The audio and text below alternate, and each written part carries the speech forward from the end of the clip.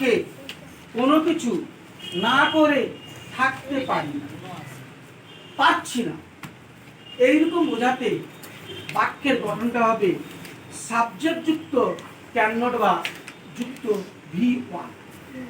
আবার সাধারণত বাংলা বাক্যে কোনো কিছু না করে থাকতে পারছি না বোঝাতে বাক্যের গঠনটা হবে সাবজেক্ট যুক্ত ক্যান নট বা যুক্ত ভিআই।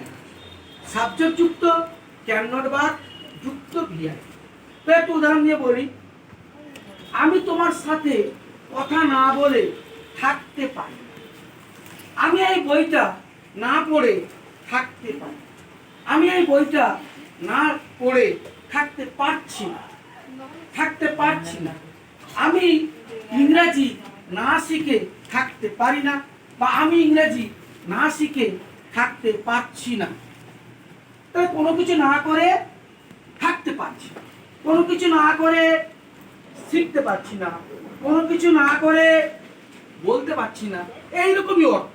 কোনো কিছু না করে থাকতে পারি না বা পারছি না, এইরকম অর্থে আমরা বাক্যের গঠনটা করব সাবজেক্ট যুক্ত ক্যান নট বা যুক্ত ভিআই।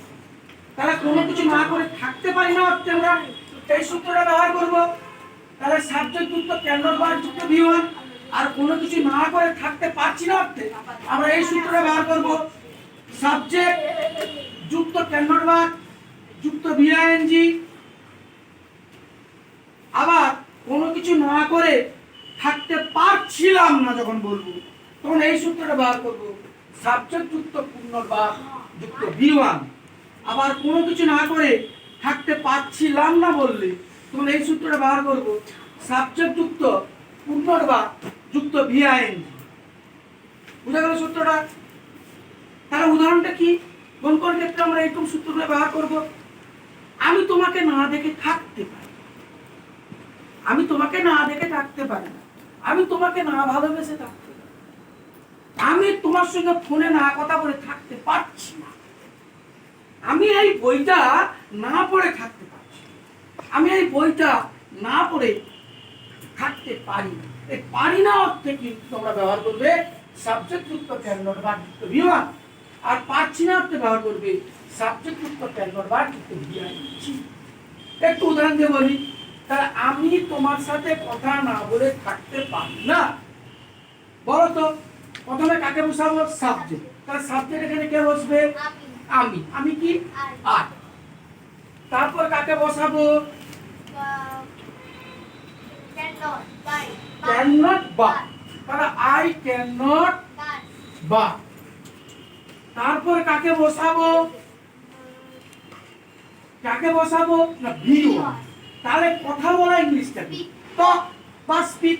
তাহলে আই ক্যান নট বা স্পিক বা talk. Speak with you, with you. তাহলে আমি তোমার সাথে কথা না বলে থাকতে, এটাকে যদি বলি আমি তোমার সাথে কথা না বলে থাকতে পারছি না, তখন কি ইংলিশটা হবে? আই ক্যান নট বা স্পিক, স্পিকিং করতে হবে, স্পিক আছে আই যোগ করতে হবে, I can not be speaking with you. যদি বলি আমি তোমার সাথে কথা না বলে থাকতে পারলাম না, তখন সূত্রটা হবে আই কুড নট বা স্পিক উইথ। আর যদি বলি আমি তোমার সাথে কথা না বলে থাকতে পারছিলাম না, যদি বলি তখন বলবে I could not be speaking with you, I could not be speaking with you. আপনারা কি বুঝতে পেরেছেন জিনিসটা?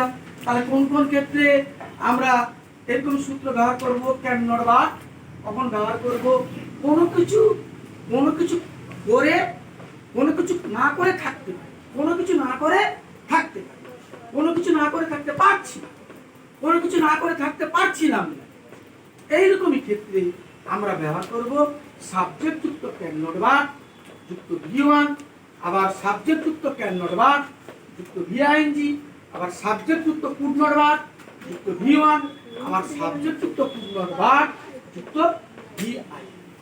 উদাহরণ দিয়ে আমি তোমাদের বুঝিয়ে বললাম যে আমি বইটা না পড়ে থাকতে পারি না, বা আমি এই বইটা না পড়ে থাকতে পারছি না, আমি তোমার সাথে ফোনে কথা না বলে থাকতে পারছি না, আমি তোমাকে না দেখে থাকতে পারছি, আমি তোমাকে না দেখে থাকতে পারি।